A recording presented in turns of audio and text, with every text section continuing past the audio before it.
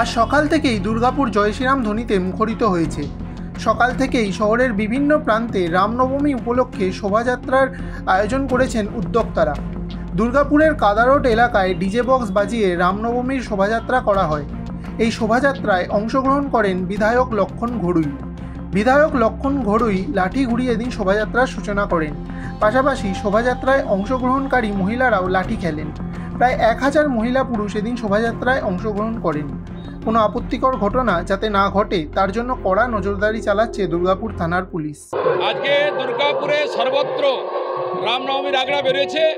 আমি কাদারোড দিয়ে শুরু করলাম, তার কারণ কাদারোড যেভাবে সমস্ত মানুষের ঢল নামে, যেভাবে বাচ্চা থেকে শুরু করে বৃদ্ধ পর্যন্ত তারা সমস্ত দুর্গাপুরে সুন্দর ভাবযাত্রার মধ্য দিয়ে রামের ছবি, রাবণের ছবি, রামের সীতা ছবি, লক্ষ্মণের ছবি, বাচ্চারা সেজেছেন, এক ভব্য পরিবেশ তৈরি হয়েছে। সেই কারণে আমি এলাম এবং লাঠি খেললাম এবং মানুষকে উৎসাহিত করলাম। এবং সারা দুর্গাপুরে 26টি আগড়া বেরোবে এবং 8 তারিখে আমরা কার্নিভাল করছি দুর্গাপুরে। এই সারা দুর্গাপুর সেজে উঠেছে। বাংলার সঙ্গে সঙ্গে দুর্গাপুর হাজার হাজার মানুষ রাস্তা বেরিয়েছে। আমি আসতে পেরে গর্বিত। সেখানে রাস্তাটা এসেছিলাম, এখানে ফিরে যাচ্ছে। দুর্গাপুরে আমরা সর্বত্র বলেছি, মানুষের আহ্বানকে সাড়া দিয়ে সম্মান চেষ্টা করছি। পুলিশ এনে আটকাবার চেষ্টা করেছিল, তার কারণ তৃণমূল কংগ্রেস বলে দিয়েছে পুলিশকে যে করতে যাবে না। যে ভব্য পরিবেশ তৈরি হয়েছে, মানুষ রাস্তায় নেমেছে, ডিজে ছাড়া এই সুন্দর পরিবেশকে তোমার করা সম্ভব নয়।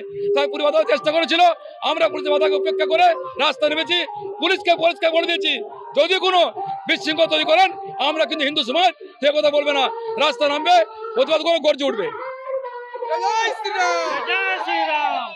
আরও খবরের আপডেট পেতে সাবস্ক্রাইব করুন আমাদের ইউটিউব চ্যানেলটি আর বেল আইকনে ক্লিক করুন নোটিফিকেশনস পেতে।